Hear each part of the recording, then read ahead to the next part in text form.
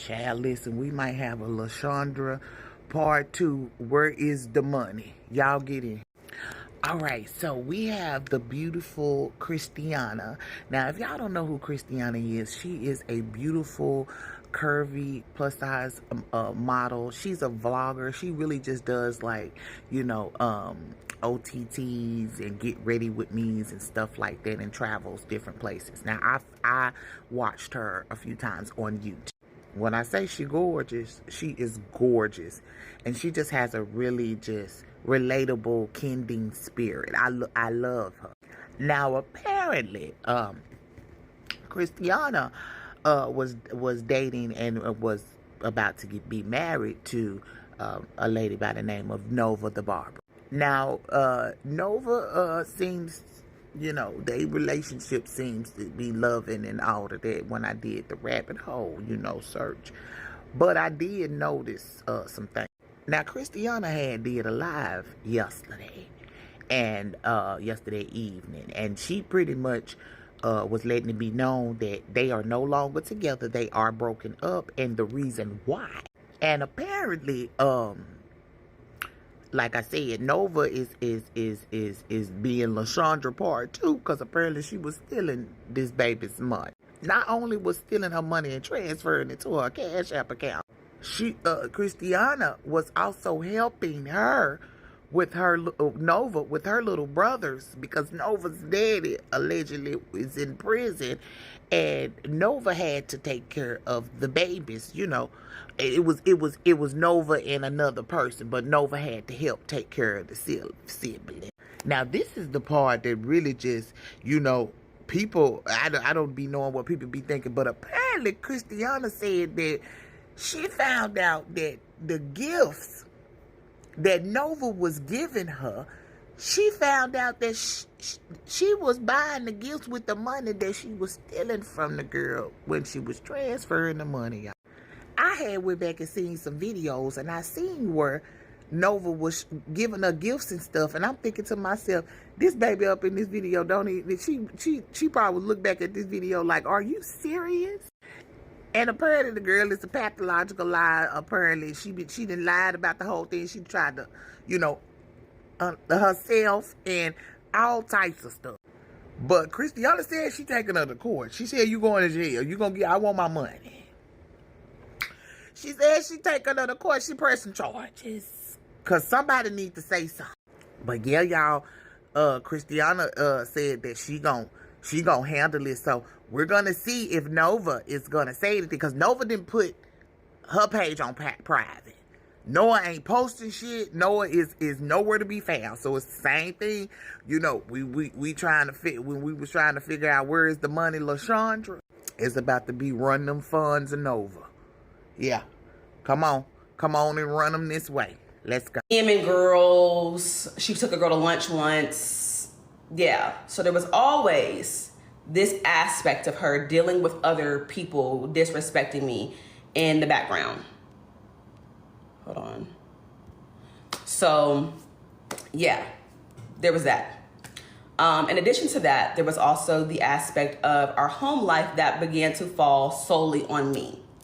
So her dad went to jail on fraud charges in October of 2021. Her little brothers, their mom is no longer with us, unfortunately. So the responsibility of caring for her little brothers started to fall on us part of the way. There was another party involved who was like a mom to the boys who helped take care of them, but it also fell on us. So this happened. I moved to Dallas in this November of 2021. So a month prior to me moving here, I was already moving here with the notion that like we were gonna have to help contribute to taking care of her brothers. Helping contribute turned into me completely doing everything. She completely checked out on me, and that became another issue in our relationship. I was the one doing drop-offs and pickups at school. I was the one helping pay for proms and homecoming and X, Y, and Z. And because the dynamic of our relationship financially also took a change in the first year of our relationship, I was the one that was the breadwinner. So of course, a lot of the things were falling on me. That is the reason why I left YouTube. I love YouTube because her brothers were living with us and I did not want to put her personal family business out there, and there was no way for me to vlog in my home without showing that her brothers were living with us. So everybody wants to know what happened there. That's what happened there. So that was always an issue as well. She completely checked out on me and let me handle the situation with the boys all by myself. The other situation became finances. She stopped going to work. She was a barber. Everybody knows that. She was making great money as a barber. She was fully booked when I met her. And then slowly but surely, she started canceling people, rescheduling people. And then it got to the point where she just was never going to work and she never had any money. And when I would ask her about it, I'd be like, hey, like, why don't you seem to have any money anymore? Like, and she'd be like, oh, I got more bills than I used to have.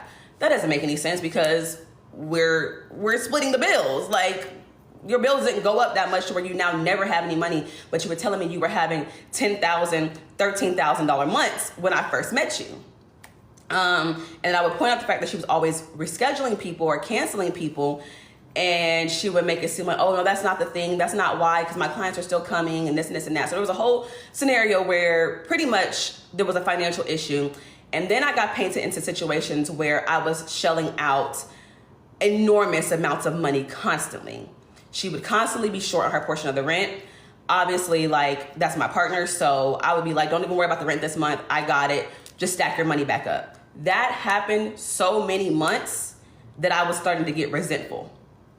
In addition to that, like, she would have all these random financial issues that would pop up that would cost $3,000-$4,000 to get out of, that I was giving her to get out of these situations. So now I'm shelling out enormous amounts of money to help get her out of these situations.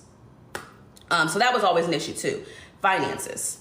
And then in addition to that, she was just not very pleasant to be around most of the time. My friends didn't want to be around her. She would constantly be mean to me, gaslight me, say underhanded, backhanded things to me, promise me she would show up for certain things and then not do it. Things that I did weren't good enough, even though I was doing every damn thing. And then the beginning of the end came in September of 2023. That is when we moved into that townhome. If y'all remember my move-in series, I did not want to move in that townhome. And this is the truth behind that move-in. I did not want to move into that townhome because I felt it was unnecessary for us to break our lease at our current apartment. She said that she did not want to be in our current apartment anymore because her mental health, and she felt like there wasn't enough space there, wasn't enough space for her things, At that point, we also still had the boys. I didn't have a filming space. So if you remember way back when, if you've been following me for a long time, you'll remember when I turned half of my dining room into a filming space, because we got a 2-bedroom with the notion that I would have a filming space because I had come from that. When I was in Fayetteville, North Carolina, I had a 2-bedroom for a filming space. But as soon as we found out we were gonna have her brothers, I was like, the boys need a room. They can take the room, we'll get bunk beds or whatever. We put a day bed in there and then a bed with like another desk. Anyway, it was a space for them, and I had to turn the dining room into a filming space. So then that very quickly shrunk our space. And she said this was a contributing factor to her mental health. We had 5 more months left in our lease, and she said she could not make it through this lease. She could not do it with her mental health being the way it is. I told her, because we did the math on the move, it was going to cost us roughly $12,000 to break our lease, pay the fees, and what it would cost to get into a new place, security deposit, and pay first month's rent. I told her, we cannot make this move if you do not have anything to contribute to it. At this point, I was getting drained financially. I told her I was not comfortable with it. If you want it this bad, you need to contribute to it. She told me she had $4,000 put to the side to contribute to this move. So we went ahead and moved forward with looking for a place. We found a place, we signed a lease. And 2 days before we were set to move in, she told me she had nothing to contribute to this move. I said, how can this be? She said, oh, I forgot about this bill and that bill and this bill. I'm like, set to the side means that you have it outside of your bills. No, she didn't have it. All right. At this point, we've already broken our lease. $4K was not enough, but I knew that at that point I was making significantly more than her, so I didn't expect her to cover half of it. $4K, fine, that's a third of it. So yeah, I wound up getting painted into a situation where I had to pay for the entire move by myself. And at that point I told her, you're getting too comfortable. She gaslit me. Oh, how could you ever think that about me? If you really knew me, you would never think that I would be this person that would try to take advantage of you and this and this and that. And then I had to go to New York for a brand trip. I came back, we had to move. And after we moved in, I decided I don't want to do this anymore. Like, no. So I tried to break up with her. At that point, she begged and pleaded that I stay, give her another chance, she'll start over, she'll court me, yada, yada, yada. So I decided to stay. Fast forward to December of 2023, we went to Vegas. Now this is where the situation gets interesting, if it wasn't already interesting enough. Excuse me. Can I have that water, please? Yeah. Excuse me. So we go to Vegas, December of 2023 for my dad's birthday. At this point, I am already fed up with her. I'm already so frustrated, but we're still together. So we go to Vegas for my dad's birthday, and she's just nowhere to be found the entire time. Like, we get to Vegas and she's immediately hitting the machines. She's disappearing for hours at a time. We're trying to do stuff as a family. She's just not present. And I'm getting frustrated with this because I done paid for our first class tickets to Vegas. I done paid for our stay. We're supposed to be here celebrating my dad. You're nowhere to be found. And also, how do you have all this money to play the slots, to play these tables? Where are you getting this money to gamble from? So I asked her, I'm like, where are you getting this money to gamble from? And she's like, oh, I have money set to the side for Vegas. I said, oh, there's not a chance you have money set to the side for Vegas. Sorry, I got a text that just threw me off. There's not a chance that you have money set to the side for Vegas when you, when I carry Christmas on my back. So we had went to Vegas, oh my gosh, what, 2 days after Christmas? She got me knickknacks for Christmas. Mind you, I cashed out. Flew my mom in, made sure everybody had great Christmases. Gifted her designer this, designer that, things that she wanted, and also gifted her, I think I gifted her $2,500 in cash in addition to that. So in total, I probably spent about 5 bands alone on her for Christmas. Not to mention her mom, her brothers, everybody in her life, and my own people. So yeah, there's not a chance that you put money to the side for Vegas when I just carry Christmas on my back. There's not a chance, bro. And you got me a Stanley Cup, a bar shaker cocktail set, and a hand massager. But you got money to gamble with? And it's not about the gifts, but there was not even any thought put into the gifts that she got me. So I'm like, nah, bro, there's not a way. So when I confronted her with like that information, then she goes, okay, my mom sent me money to gamble with. I'm like, why would your mom send you money to gamble with? She's like, oh, she found out I was in Vegas, cashed out me and said, have a good time.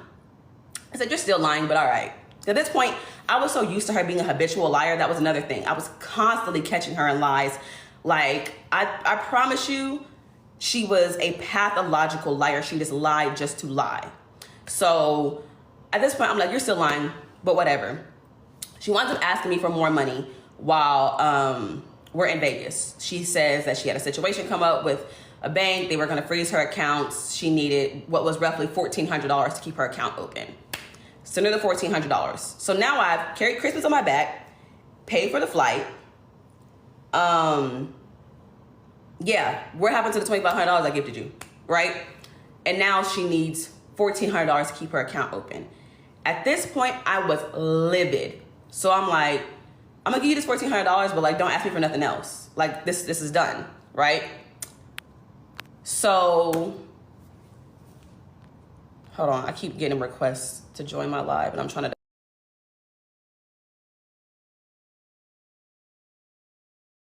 $100. And still and yet she is disappearing. So I'm like, bro, I'm done. Like, you're so selfish, you're so self-centered. Like, this is done. We came out here to celebrate my dad. You're not even anywhere to be found. Like, I'm irritated with the situation. I'm done. Break up with her while we're in Vegas. We get back together when we get back to Texas. My birthday came around. My birthday was all me. I booked the Airbnb. I put my friends in. We had a great weekend. I told her, do not come to this Airbnb if you're going to do the weird stuff that you always do and make everybody feel uncomfortable. She came. She did the weird stuff that she always did. So at this point, I'm really done. So I actually told my friends on my birthday weekend, so I'm breaking up with her. Like, I can't do this anymore. But it just so happened that I needed her to come with me to LA on the 27th, because that was when my Shein photo shoot was, when I had my collaboration with Shein. So I'm like, the tickets are already booked. My birthday's on the 24th of January, so back to back. At this point, her ticket's already booked. She's like, I can't really like get out of the situation of her going with me, and I need somebody to get behind the scenes content for me. LA solidified me breaking up with her. When we got to LA, she completely showed her ass. She was great on set for day one. She did all the behind the scenes stuff, but then that evening, I had been in heels all day. I was on set from like 8 a.m. to like 7 p.m. I had been in heels all day. I'm the only person on set. This is my shoot. So it's not like I get any downtime like other models do. I am literally on set, in heels, on my feet all day long. So when I get back to the room, I asked her to rub my feet. Now, mind you, shouldn't have even had to ask, but I did ask because ain't nobody a mind reader. Excuse me. Her response to me was, what do I get in return? How about the free trip you're on to LA right now? How about the first class flight you flew here? How about the fact that you just told me that you're again not gonna have your half of the rent, and I told you don't worry about it? So really you're getting paid $1,500 if you really wanna keep it hot, since I'm paying your portion of the rent. So, but I didn't even wanna run down that. By that point, I was so done. I said, don't even worry about it. Now she tries to say that she was joking, but it would have been one thing to be like, what do I get in return? Laugh about it and then grab my feet and rub my feet. She did not rub my feet. There was no move to rub my feet. And I know that sounds like petty to be the straw that broke the camel's back, but that was it for me. I texted my friend group chat. I said, I am breaking up with her the second we land back in Texas. And I did exactly that. She didn't come with me to day 2 of the shoot. She didn't come with me to dinner. I went to dinner with the team that held the Nike brand trip. They're based in LA. They wanted to take me out to dinner. I was really excited for them to meet my significant other, because I didn't get a +1 on that trip. And I raved about her and all those things, so they wanted to meet her. She didn't come with me to dinner. Like, she literally just completely checked out on me on that trip as well. As soon as we landed in Dallas, I kid you not, I put my bags down and I broke up with her. And that was it. That was the final moment that we broke up. Now, this is where the situation gets especially traumatic. Whew. I broke up with her on February 1st.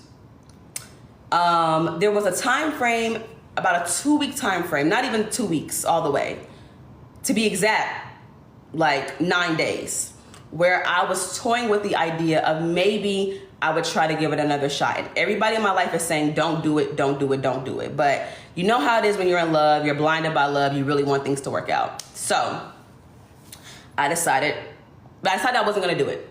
Because even through this process of me toying with the idea of taking her back, she's still proving to me that she's a habitual liar. I kid you not, the situation that really made all of us crack up was, there was a day where she was acting like she was so broken up behind this breakup. She keeps telling me, oh, I can't sleep, I can't eat anything, I haven't eaten anything all day. She came back to the house, because mind you, we're still living together. She's just staying in the guest room. And I ordered me some food. I'm never the person that's gonna eat in somebody else's face. So I asked her, did she want something? No, I told you I can't eat anything. I told you I have no appetite. She's hamming this up, right? I still order her food, just in case. I order her what she always gets from that place, just in case she decides she wants to eat later. She always used to take her clothes off and just throw them in the middle of the floor. So she did that when she came in the front door and threw them on the floor in the living room. She went upstairs to bed. I went to finally sleep on the couch. I woke up in the middle of the night to move to the bedroom, and I picked up her clothes like I always did. And her pants felt heavy. And I'm like, this girl forgot her phone in her pocket. Let me go take it to her and plug her phone up so she don't wake up in the morning with her phone dead, wondering where it's at. I pick it up. It's not her phone in her wallet. It's not her phone in her pocket. It's her wallet. And I'm like, oh, okay. But when I reach in the pocket, there's a receipt. There was a receipt for Brahms that she had stopped and got Brahms on her way to the house. This girl got a double bacon cheeseburger and a peanut butter shake.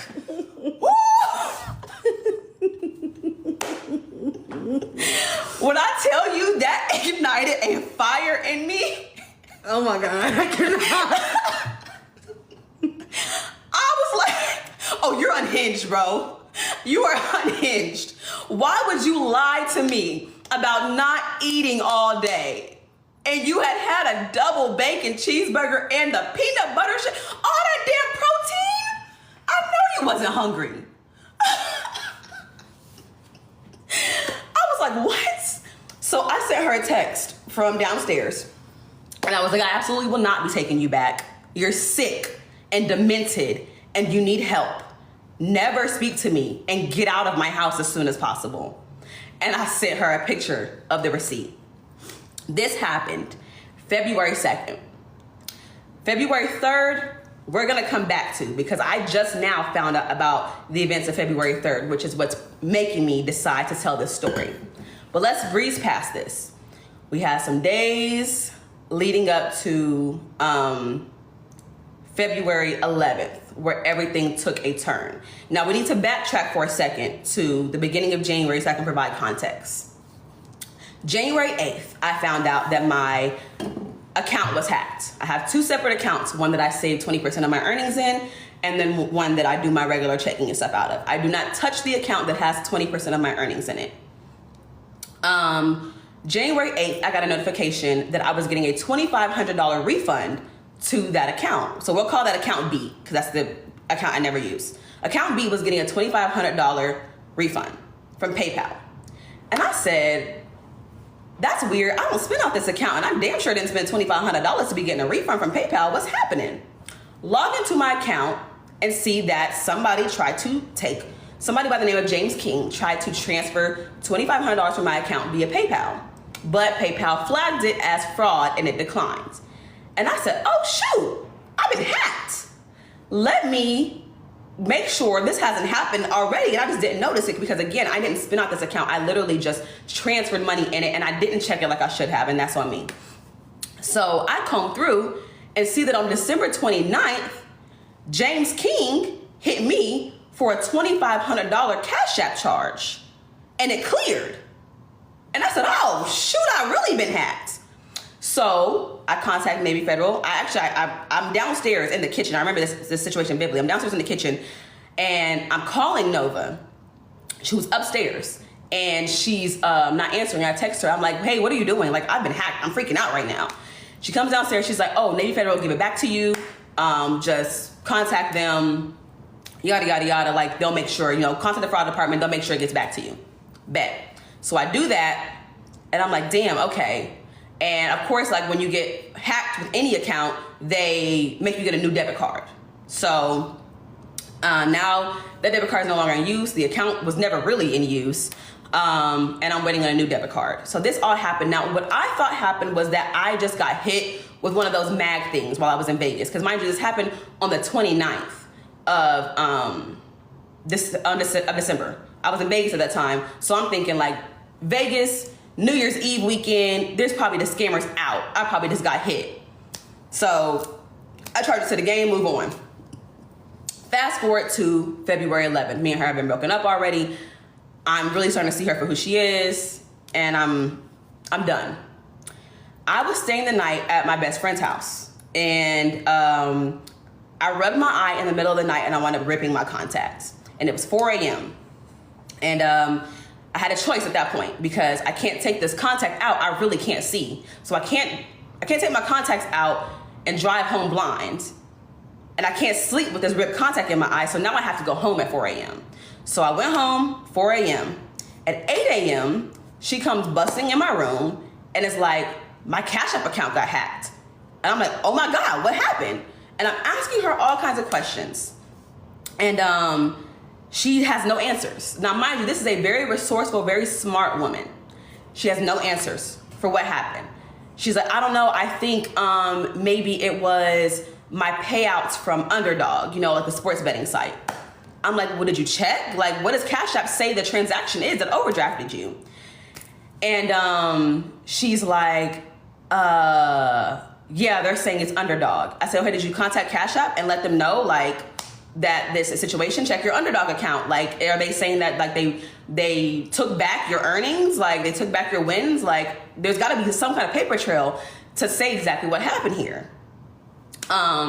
And she's like, Cash App's not going to do anything. They never do anything. I'm like, yeah, I know that's true, but, like, still try. Like, you still need to prove that you tried. And you also need to contact Underdog and see what happened with your earnings. So she's sitting next to me in the bed, and we're trying to figure this out. And the wheels are starting to turn in my head. And prior to, about maybe 8 months prior, I had went through her phone and I had caught her on the black market trying to buy debit card numbers. So, in my head, I'm thinking, oh, she probably actually did that. She probably put somebody else's card on her Cash App and they probably snatched that money back. Because I'm also asking her to contact Underdog, and she's like, okay, I just did. It was like, I kid you not, 30 seconds. I'm like, you typed an email to Underdog that fast? She's like, oh, I did a quick reply. I said, what kind of quick reply could detail this current situation? You're lying. So I decide to test it. Because at this point, I'm thinking she either, one, took money from somebody's debit card. Two, she's showing me a fake Cash App screenshot of an overdrafted account, hoping that I will send her money. That's really what I was leaning towards, was that she was showing me a fake Cash App screenshot to try to get me to send her money. So I decided to test it. I'm like, well, in the meantime, I'll send you money to clear up your account so you can have something until we figure this out. And she's like, okay, thank you. But I'm like, I need to see your Cash App first before I feel comfortable doing that. And she's like, well, why? I have transactions that I don't want you to see. That's my personal, like, banking information. That's the only card I use. I'm like, well, if you want my money, you gonna let me see it? So then she starts, like, twiddling on her phone. She's like, okay, hold on. And I snatched the phone out of her hand, and I'm like, no, let me see, stop. I go to check her Cash App. It's actually overdrafted. I'm like, okay, so she's not showing me a fake Cash App screenshot. I go to look at the cards that are linked. I don't see any cards that didn't end in her card number that I knew of. All right, but something still isn't sitting right with me. And I'm like, you emailed Underdog? She's like, yeah, I did. I am scrolling through her emails, looking for this Underdog email, and something just told me, scroll back to December 29th. And when I scroll back to December 29th, I see Cash App notifications for James King going to her email. And I see a notification from Cash App that a card number ending in my card number was added to her Cash App account. At that point in time, I was in shock. And I just handed the phone back, and I got up and I started to leave. I didn't say anything. She's like, what's wrong? I said, Nova, you stole from me. And she freaks out.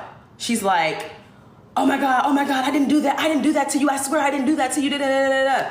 She's freaking out, and she's trying to hold me in the room. And I'm like, let me go, because I'm gonna really beat your ass in here. And at this point, y'all, I am hyperventilating, crying. I don't think anybody can really understand what that kind of betrayal feels like. I am hyperventilating, crying, and I am just trying to find my keys and get out of there. So she's trying to keep me in the room. We have like a tussle, like pushing back and forth before I'm like, move or I'm gonna beat your ass.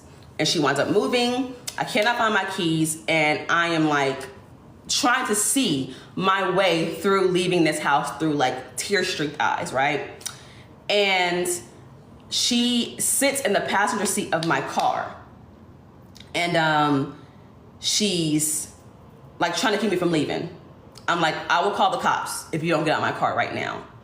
She moves. I sit in my car, and I get a notification from Navy Federal at the same time stating that they declined a $5,000 charge for a Visa Vanilla gift card. Her account was overdrafted $2,100 because they took my $2,500 back from her. She tried to hit me for another $5,000 to clear up the fact that her account was overdrafted. And mind you, like I told you, when the situation happened on January 8th, I got a new debit card. I had only used that debit card one time because I don't use it for anything. I used it one time for in and out because I couldn't find my regular debit card that I always use things for. I had threw it in the middle console. I was in the drive-thru line trying to hurry up, couldn't find it, wanted to just pulling out my Navy Federal card and paying for it. That was the one transaction I used on that card. So it was not linked to anything. It was not on Amazon, nothing to where anybody could have gotten my card information to make that happen. But Navy Federal declined it. But I looked at her and I said, and you tried to do it again. You're sick, bro. And I leave. And I drive to my best friend's house. And when I tell you, I think the last time I cried that hard was when my grandma died. I am bawling, crying, and I get to my best friend's house. And she's trying to console me. Mind you, my best friend is still asleep because I just left her house at 4 a.m. I'm banging on the door. My best friend comes to the door. She consoles me. And then my ex pulls up to my best friend's house. And because I'm ignoring her. I have nothing to say to her. We're not talking. We're not texting. She's trying to call me. She's trying to text me. I'm not answering. My best friend pulls up to Nova pulls up to my best friend's house. And she is standing outside of my best friend's door in front of the Ring doorbell with a pew pew to her head. And she is telling me to come outside. And I cannot describe the fear that I felt in that moment. So I'm like, she's telling me to come outside. I'm freaking out. My best friend is like, I'm finna go beat her ass. I'm like, don't do that. I don't want you going out there. Nobody needs to go outside right now. And she's telling me to come outside. I'm like, I'm not coming outside when you have a pew-pew in your hand. At this point, I'm calling and texting everybody I can think of. I'm calling her best friends that I have their number of. I've spoken to her mom. And she is outside this door saying that she cannot live with me thinking that she would steal from me. If that is not the final boss level of gaslighting, I don't know what is. So eventually I wind up getting some of her friends over there, and together we are able to de-escalate the situation. I didn't call the cops because still I'm afraid for her safety and her well-being. And this is not the first time that she's pulled a unaliving stunt on me. And I have lost somebody close to me through them unaliving themselves. So I don't take those situations lightly. So we're able to de-escalate the situation. We get the pew-pew away from her. I send the pew-pew with one person and the clip with another person. And she can't get this back. Because after the last stunt that she pulled, I took it from her and I hid it, but she found it and got it back. So, what happens after that? I throw up. I throw up and I'm crying and I'm just trying to process what I just experienced. And I decided I'm staying at a hotel that night. I book a hotel room and I need to go to the house to get clothes. So I'm on the phone with my best friend while I go to the house to get clothes. When I get into the house, the scene is set to look like she is attempting to unalive herself yet again. At the time, I was trying out phentermine, which is a weight loss drug. It's also a controlled substance. I stopped it because it's a controlled substance and it made me feel like a crackhead. So on the counter, the kitchen is pristine. On the empty kitchen counter is an empty bottle of phentermine. She's not, I didn't think she was there. I didn't see her. I didn't see her car.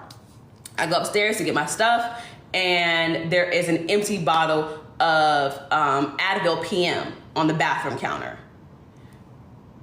At this point, I'm seeing it for what it is. It's a stunt. So I get my stuff, I leave, I don't say nothing. As I'm leaving, she texts me and she's like, did you leave? I don't respond. She's like, should I drive myself to the hospital? Now, mind you, I ain't said nothing to her about this scene she done set up. She's like, should I drive myself to the hospital? I text her, I said, call the ambulance, but leave me alone. And I leave. I go to my hotel room. So throughout the night, she's trying to talk to me. She's trying to text me. She's trying to prove to me that she did not steal from me. She is fabricating screenshots. She is fabricating screen recordings no, I'm not talking about my friend. I'm talking about my ex. She's fabricating screen recordings to try to prove to me that she didn't steal from me. I'm having none of it. I'm hearing none of it. I wind up, this all took place on a Sunday. That, not the live restricted from Saw audiences. That took place on a Sunday. And that Saturday, baby, I had a date. I had a date in Houston. So me and my friends were going to Houston for the weekend. She knew this because she had went through my Instagram. She was hacking my devices and reading my text messages, reading my messages, and found out that I had a date that weekend in Houston. This ain't funny, but it is. So remember, she had this attempted OD on Sunday. Friday is when I leave out. So I came back to my house Thursday. And I leave out Friday morning. My friends come to my place. We're all gonna catch an Uber to the airport. She comes bopping down the steps like she's in good spirits, speaks to my friends. My friends are utterly confused and don't know what to say back.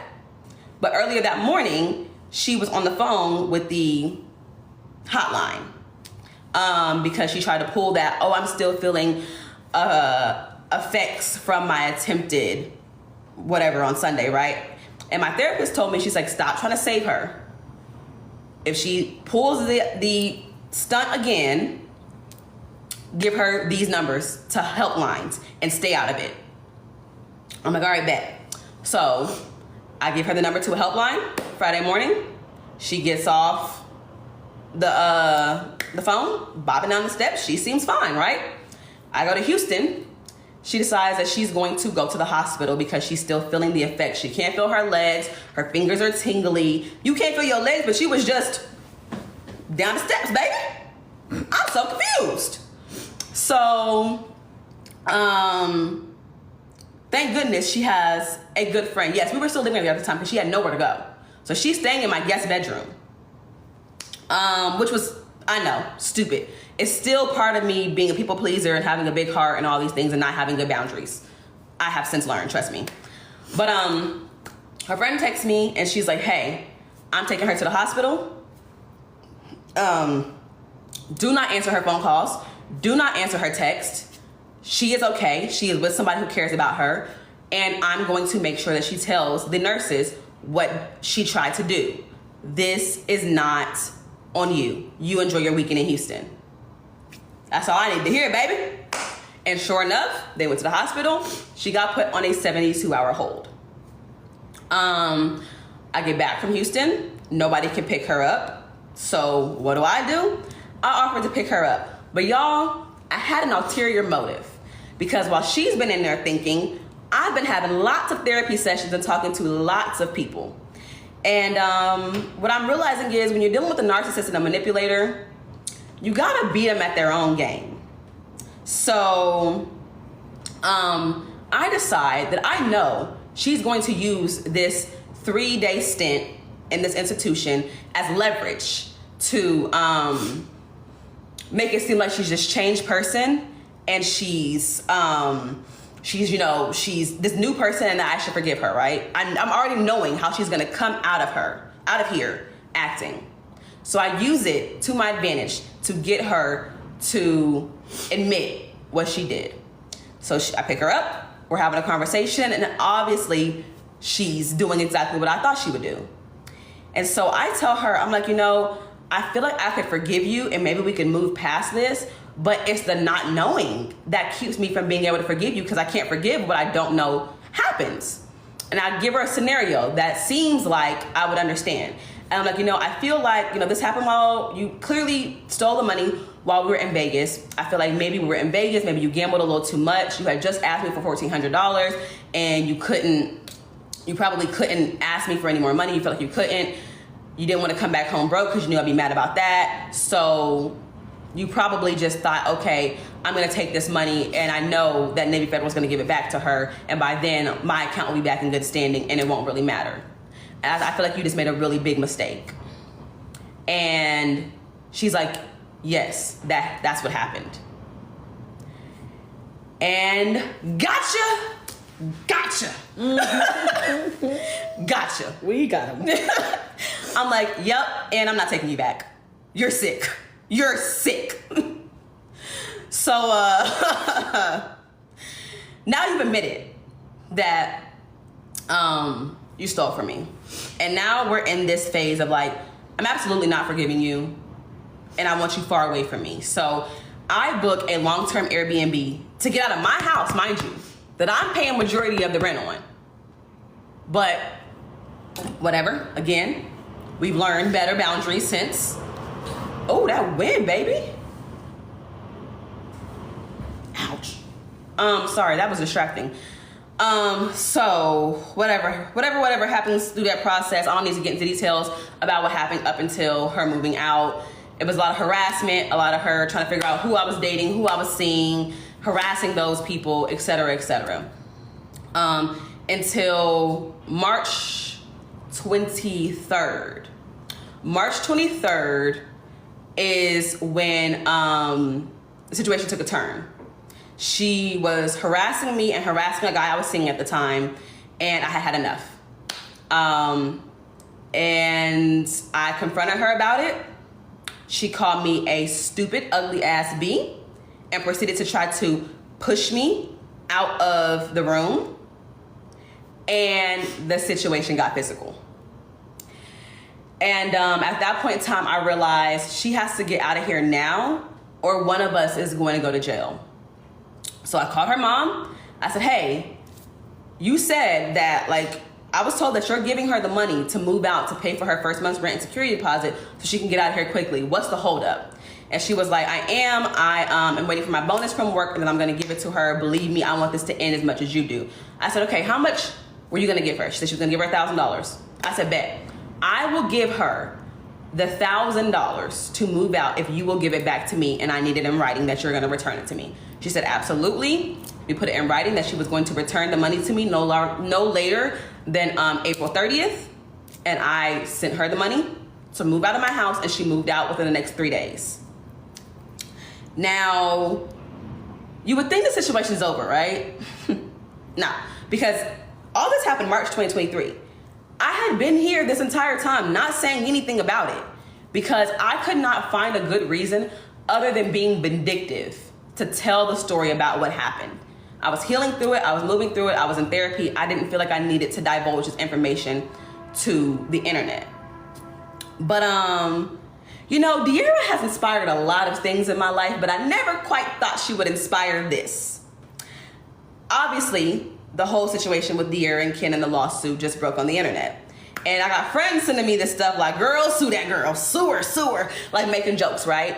But in the back of my head, I'm like, what if she stole more from me that I just never noticed? Because if you were bold enough to steal $2,500 from me off the first rip, you did it.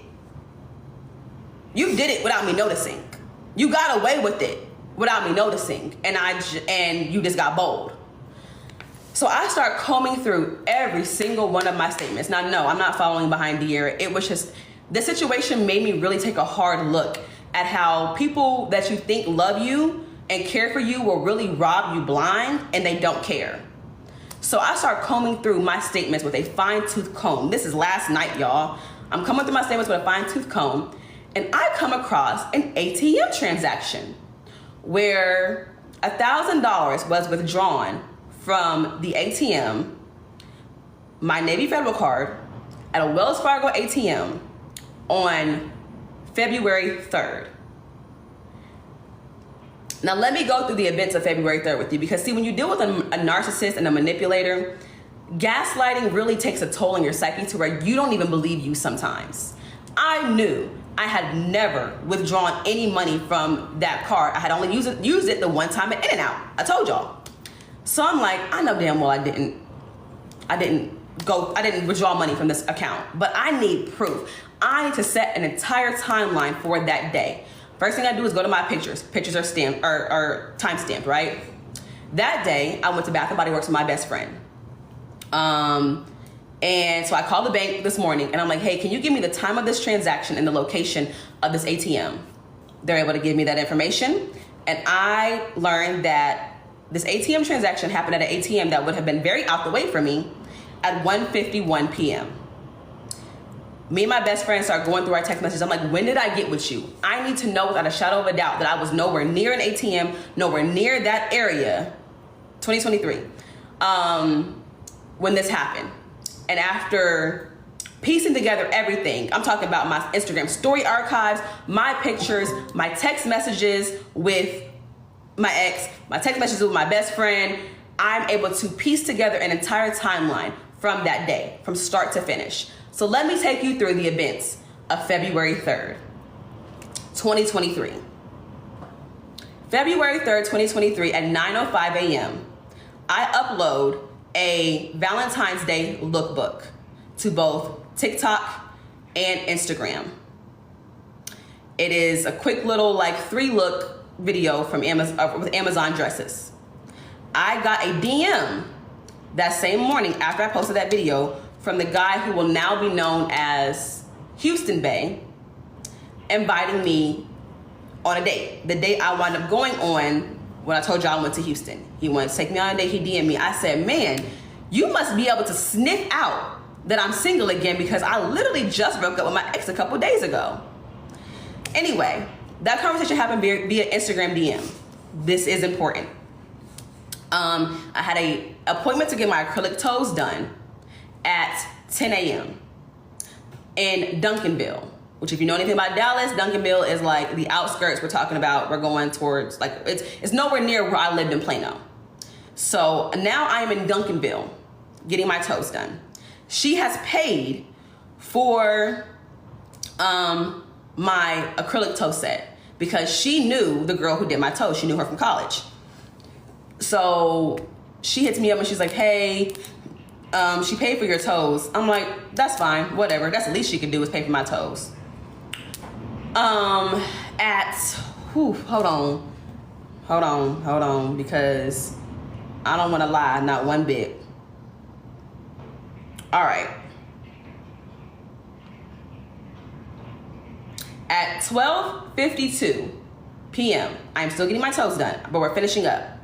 She says, have a great day. Again, at 1:01 p.m., she says, I'm not stupid. I hope he treats you how you deserve. I call her because now I'm leaving out of the salon and I'm utterly confused.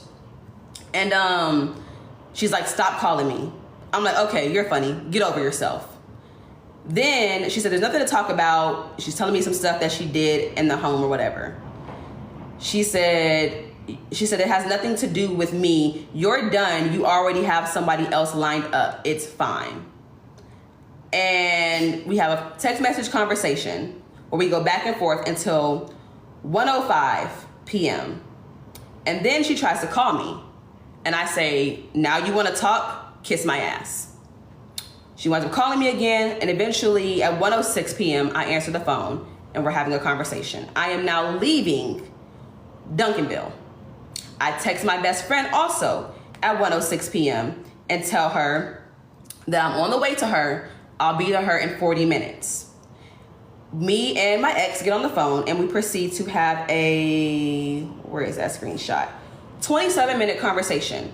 I remember this vividly because I was driving while we were having this conversation and I am realizing I need to get off the phone because I'm driving distracted. We're going back and forth, we're yelling and screaming at each other.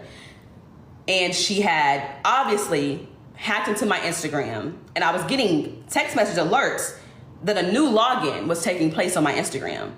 So I'm knowing that it's her. I'm knowing she logged into my Instagram, read my DMs, seeing that this guy had asked me on a date and that I had agreed to it.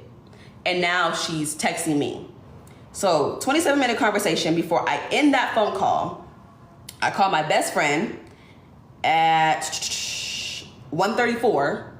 So as soon as I hang up with her, and I talk to my best friend for 5 minutes until I pull up at her home.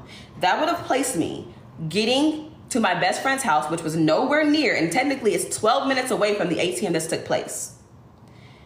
I got to my best friend's house at 1:39. There was an ATM withdrawal for $1,000 using my card at 1:51.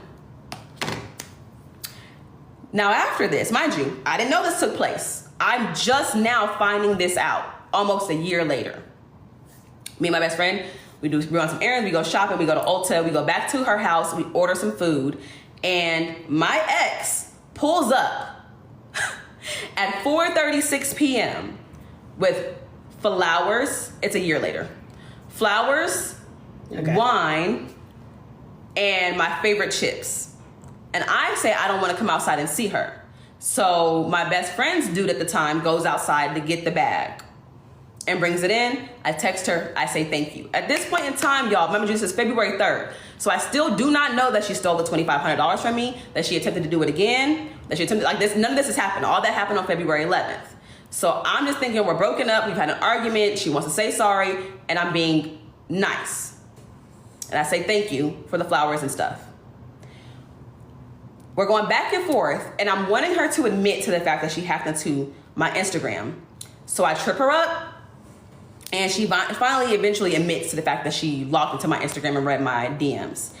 And I'm like, the fact that you sat here and lied about it when I asked you what happened proves to me that you're still a habitual liar. I don't want anything to do with you. And I feel like we should just leave this alone. Please don't buy me anything else. Please don't buy me flowers, wine, none of those things. I don't want to give you hope. This is done. Now, this is where we get into the very first time that she pulled an unaliving stunt on me. Let me get my timestamps right.